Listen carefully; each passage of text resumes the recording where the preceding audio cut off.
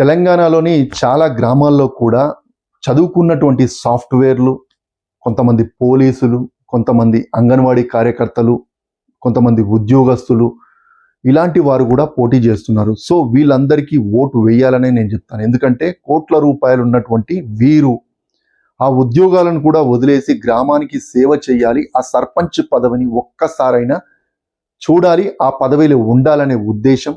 ఎందుకు అంటే వాళ్ళకి లక్షల కోట్ల రూపాయల శాలరీస్ వస్తుంటాయి. ఆ శాలరీస్ని వదిలి గ్రామానికి సేవ చేస్తున్నారంటే వీళ్ళు ఎక్కడ కూడా అవినీతి చెయ్యనటువంటి వ్యక్తులే.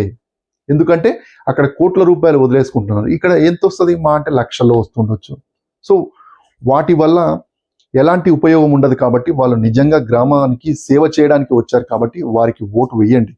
మరొక విషయం ఏంటంటే పోలీస్ జాబ్ను కూడా వదిలేసి వస్తున్నారంటే ఇది కూడా ఆశ్చర్యకరంగానే ఉంది.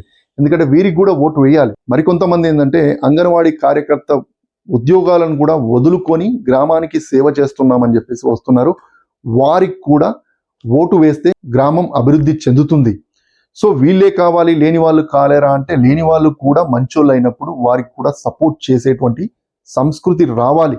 మన దేశంలో ఉన్నవాడే నాయకుడు అవుతున్నాడు, ఉన్నవాడే సర్పంచ్లు అవుతున్నారు. కాబట్టి లేని వారికి కూడా ఇలాంటి అవకాశం ఇస్తే వాళ్ళు కూడా సర్పంచ్ అయ్యే అవకాశం. గ్రామాల్లో ఏమైపోతుందంటే సర్పంచ్ అనేది ఒక ప్రెస్టేజ్ ఇష్యూ.